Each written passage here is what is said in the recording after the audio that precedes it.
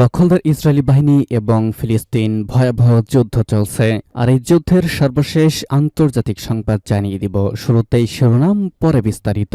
শুরুতেই জানাবো অত্যন্ত সুখবর। আলহামদুলিল্লাহ, গাজায় 24 ঘন্টায় ইসরায়েলের 24 সেনা নিহত। এরপরে জানাবো বৈরুতে হিজবুল্লাহ ইসরায়েল যুদ্ধবিরতি তদারকিতে মার্কিন সামরিক কর্মকর্তা। এবারে থাকবে আলেপ্পো দখলকারী বিদ্রোহীদের লক্ষ্য করে সিরিয়া ও রাশিয়ার বিমান হামলা। এবারে রয়েছে যুদ্ধবন্ধে যে শর্ত দিলেন ইউক্রেনের প্রেসিডেন্ট ভলোদিমির জেলেনস্কি।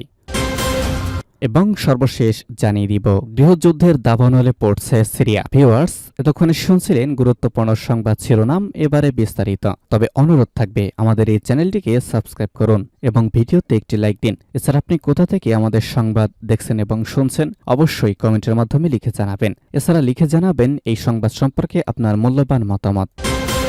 গাজায় 24 ঘন্টায় ইসরায়েলের 24 সেনা নিহত। ইসরায়েলের সামরিক বাহিনী জানিয়েছে গত 24 ঘন্টায় গাজায় সামরিক অভিযানে অংশ নেওয়ার সময় 24 ইসরায়েলি সেনা নিহত হয়েছেন। ইসরায়েলি সামরিক বাহিনীর মুখপাত্র রিয়ার অ্যাডমিরাল ড্যানিয়েল হ্যাগারি সাংবাদিকদের জানান 21 সেনা এক বিস্ফোরণের ঘটনায় নিহত হয়েছেন। পৃথক ঘটনায় একই দিন দক্ষিণ গাজায় 3 ইসরায়েলি সেনা নিহত হয়েছেন, যার ফলে মোট নিহতের সংখ্যা দাঁড়িয়েছে 24 জনে। এদিকে হিজবুল্লাহর সঙ্গে ভয়াবহ যুদ্ধে জড়িয়েছে এবার পাল্টাপাল্টি হামলা শুরু হয়েছে। হ্যাগারি জানান ফিলিস্তিনি সশস্ত্র সংগঠন হামাসের যোদ্ধারা একটি ইসরায়েলি ট্যাঙ্কের উদ্দেশ্যে গ্রেনেড যুক্ত রকেট হামলা চালায়। সে সময় কাছের 2 ভবনে বিস্ফোরণের ঘটনা ঘটে এবং ভবনের ভেতরে ও বাইরে অবস্থানরত সেনাদের ওপর ধসে পড়ে।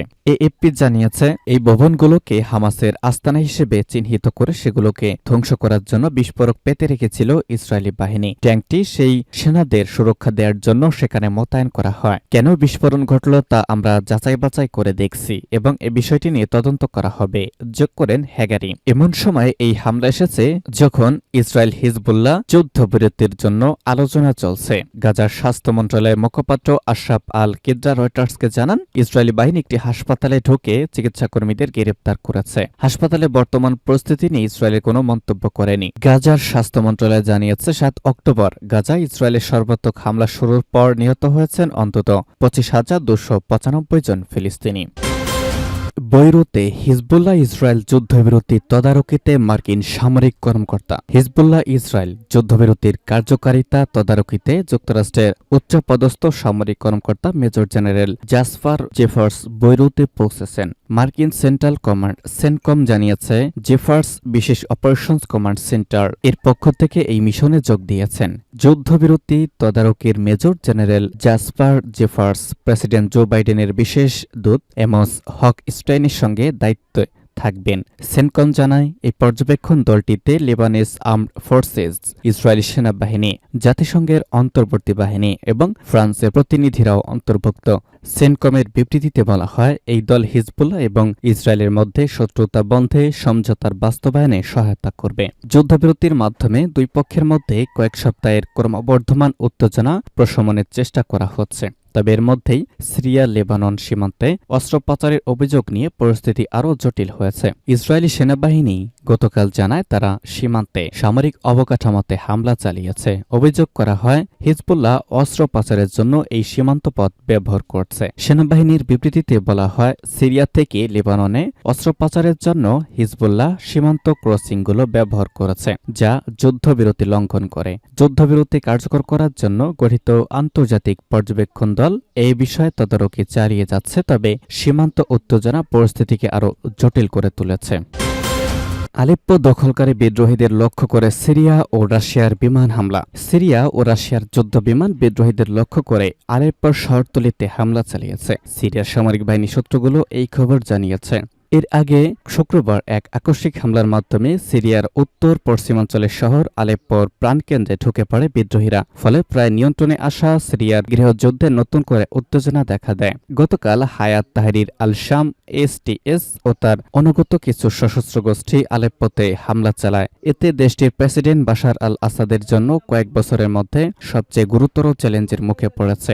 1 দশকের বেশি সময় ধরে চলা দেশটির গৃহযুদ্ধ 2020 সাল থেকে মোটামুটি নিয়ন্ত্রণ নিয়ন্ত্রণে নিয়ে এসেছিল আসাদ সরকার। সিরিয়ার সিভিল ডিফেন্স দেশটির বিদ্রোহী অধিকৃত এলাকায় উদ্ধার কাজ পরিচালনা করে। তারা সামাজিক যোগাযোগ মাধ্যম এক্স এক পোস্টে জানিয়েছে, সিরিয়া ও সরকার ও রাশিয়ার বিমান বিদ্রোহী অধিকৃত আবাসিক এলাকা, একটি টহল ফাঁড়ি এবং একটি স্কুলে বিমান হামলা চালিয়েছে। এতে 4 জন সাধারণ মানুষ নিহত এবং 6 জন আহত হয়েছেন। সিরিয়ার গৃহযুদ্ধে আসাদ সরকারকে সহায়তা করতে 2015 সাল থেকে দেশটিতে বিমান বাহিনী মোতায়েন করে রাশিয়া। বিদ্রোহীরা আলেপ্পোতে ঢুকে পড়ার 72 ঘণ্টার মধ্যে সিরিয়ায় অতিরিক্ত সামরিক সহায়তা দেওয়ার ঘোষণা দিয়েছে মস্কো। তবে এখন পর্যন্ত এসব সহায়তা পৌঁছেছে কিনা তা নিশ্চিত হওয়া যায়নি। এসটিএস ও তার অনুগত বিদ্রোহী গোষ্ঠীগুলো গত বুধবার একজোট হয়ে আলেপ্পোতে অনুপ্রবেশ শুরু করে। এসব বিদ্রোহীর মধ্যে তুরস্কের সহায়তাপুষ্ট গোষ্ঠীও রয়েছে।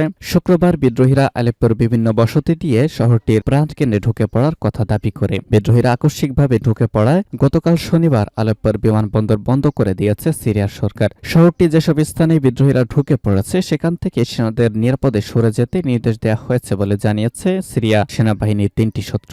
রাশিয়ার বিমান বাহিনী ও ইরানের সহায়তাপুষ্ট শিয়া সশস্ত্র গোষ্ঠীগুলোর সহায়তায় আসাদ সরকার 2016 সালে আলেপ্পোর পূর্ণ নিয়ন্ত্রণ নিয়েছিল। কয়েক মাসের বোমাবর্ষণ ও অবরোধের পর তখন বিদ্রোহীরা নিজেদের প্রত্যাহার করে নিতে সম্মত হয়েছিল। আলেপ্পোর নিকটবর্তী ইদলিব প্রদেশ ও তুরস্ক সীমান্তবর্তী কিছু এলাকায় বিদ্রোহীদের নিয়ন্ত্রণ ছিল। সিরিয়ায় 2011 সালে গণতন্ত্রের দাবিতে শুরু হওয়া শান্তিপূর্ণ বিক্ষোভে সরকার দমনপীড়ন চালালে তা গৃহযুদ্ধে রূপ নেয়। এরপর থেকে এই লড়াইয়ে 5 লাখের বেশি মানুষ নিহত হয়েছেন।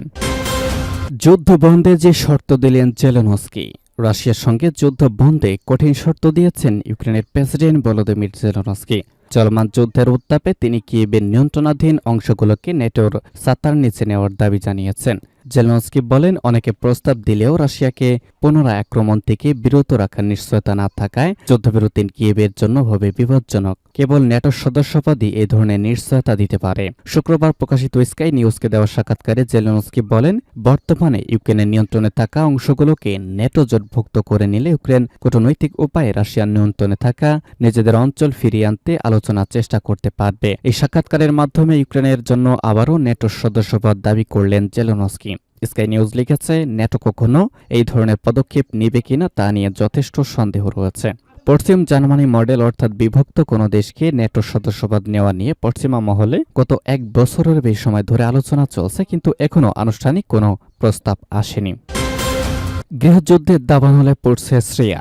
সরকারি বাহিনী বিদ্রোহীদের সংঘর্ষে উত্তপ্ত সিরিয়া। গৃহযুদ্ধের দাবানলে আবারও পড়তে শুরু করেছে পুরো দেশ। নিহতের সংখ্যা বেড়েই চলেছে। বুধবার শুরু হওয়া বিদ্রোহীদের অভিযানে এখন পর্যন্ত 400 জনের বেশি মানুষ নিহত হয়েছেন। এর মধ্যে দেশটির ঐতিহাসিক ও বৃহত্তম শহর আলেপ্পোর অধিকাংশের নিয়ন্ত্রণ নিয়েছে বিদ্রোহীরা। Syrian Observatory for Human Rights Watch জানিয়েছে, বুধবার শুরু হওয়া অভিযান ক্রমশ বাড়ছে। দুই পক্ষের সংঘর্ষে এখন পর্যন্ত 400 জনের বেশি মানুষ নিহত হয়েছেন। এর মধ্যে 20 জনের বেশি বেসামরিক নাগরিক। এই অভিযান গত কয়েক বছরের মধ্যে সিরিয়া সরকারের বিরুদ্ধে সবচেয়ে বড় আক্রমণ। বার্তা সংস্থা রয়টার্সের প্রতিবেদনে বলা হয়েছে, 2টি বিমানবন্দর এবং শহরে প্রবেশের সব রাস্তা বন্ধ করে দেওয়া হয়েছে। Syrian Observatory for Human rights জানিয়েছে, ভোরেই বিদ্রোহীদের শহরের বেশিরভাগ অংশ কোনো বড় প্রতিরোধ ছাড়াই দখল করেছে।